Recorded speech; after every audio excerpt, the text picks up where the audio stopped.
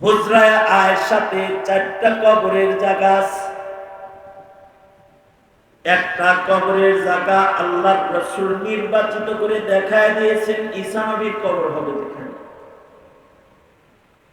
আর একটা কবরের জায়গায় সরওয়ারে দো আলম নবী নিজে রয়েছেন। নবীজির পরে আবু বকরের ইন্তেকাল হলে আবু বকরের দাবি ছিল, আয়েশা মা, তোর হুজরায় কি নবীর কদমের কাছে আমার জায়গা দেওয়া যায়?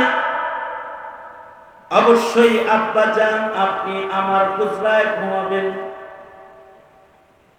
তবে হযরত আবু বকর বলে, ঘুমাবো তো বটে, কিন্তু আমার লাশটা আগে রাসূলের পাশে নামানোর আগে হায়াতুন নবীর কাছে অনুমতি নিবি, তারপরে নামাবি।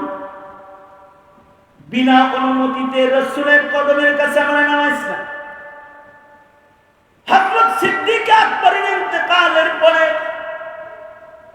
হযরত সিদ্দিক আকবরকে রাসূলের কদমের কাছে নবীর ইজাজত সাপেক্ষে সকলে মিলে কবরস্থ করে দিল।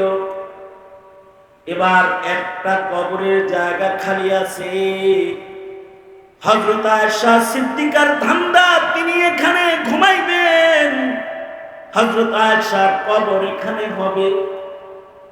কিন্তু হযরত ওমর ইন্তেকালের পূর্বে নিজের সন্তান পাঠায় বলে, যাও আব্দুল্লাহ ইবনে ওমর আম্মাজানকে বলো, তিনি যদি তার কবরের জায়গাটা আমাকে দেন, তাহলে বরজখের জগতে একা থাকতে আমার ভয় হয়। নবীর কদমের কাছে যদি আমার জায়গা দেয়, তাহলে আমি শান্তি পাই। জিজ্ঞাসা করে দেখো, উনি উনার কবরের জায়গাটা আমাকে দিবেন কিনা? হযরত আব্দুল্লাহ ইবনে ওমর চলে গেলেন। হযরত আয়েশা সিদ্দিকা বললেন, যাও আমিরুল মুমিনিনকে খবর দাও, আমি আমার কবরের জায়গাটা ওমরকে দিয়ে দিলাম, আমি আমার বন্ধের সাথে জান্নাতুল বাকিতে থাকবো। শারিহুল বুখারী বদরুদ্দিন আইনি রাহমাতুল্লাহি আলাইহি বলেন, আয়েশা সিদ্দিকার যে কবরের জায়গা ছেড়ে দিল, কেন ছাড়ছে জানো?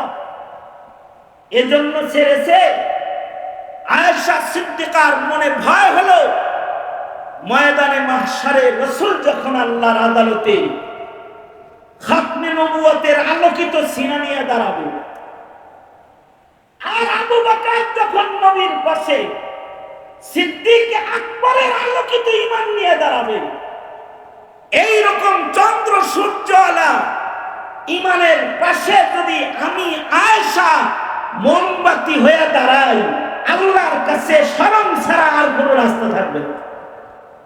সুতরাং এই জায়গায় আমি না শুয়ে যদি যার নেকি ফিরিস্তায় গুণা শেষ করতে পারবে না, তাকে যদি শোয়া দেই, তাহলে রাসূলের পাশে আলোকিত ঈমানদারের আলোকিত আমলের আলোকিত অবস্থাটা নবীর পাশে মানাবে ভালো।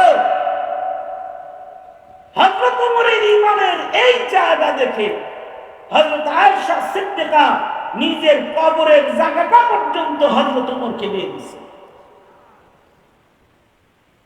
যেই ওমরের এত বড় শান, সেই ওমর আল্লাহর রাসূলকে বলে, ওগো আল্লাহর নবী,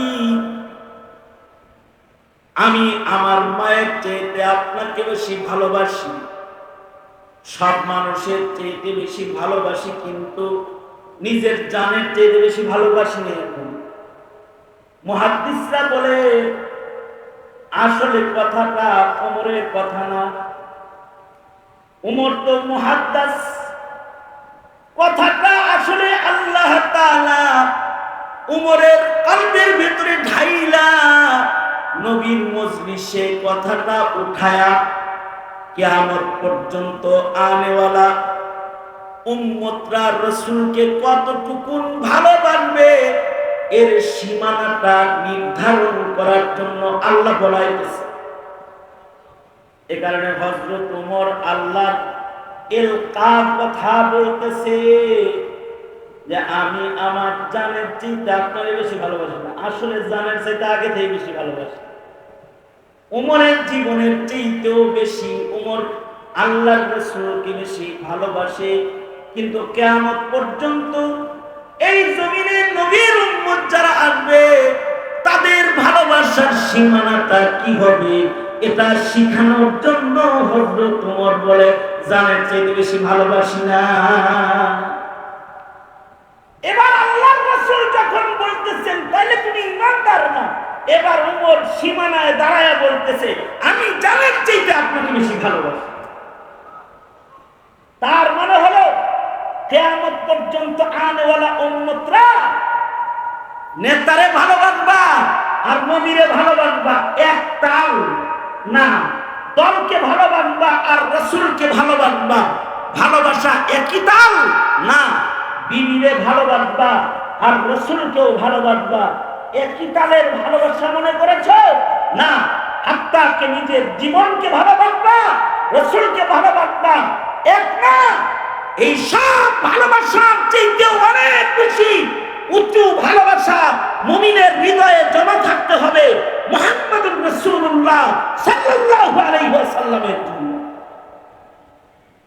যদি এই ভালোবাসা মুমিনের হৃদয়ে জমা না থাকে তাহলে সে মুমিন না। আর যদি ভালোবাসার পরিমাণটা এটাই হয় তাইলে রাসূল ওমরকে বলে ওমর এই যে কেবল কামেল মুমিন হইলাম। আল্লামা তাকি উসমানী ফাতহুল মুলহিমের ভেতরে আরো চমৎকার করে লিখছেন।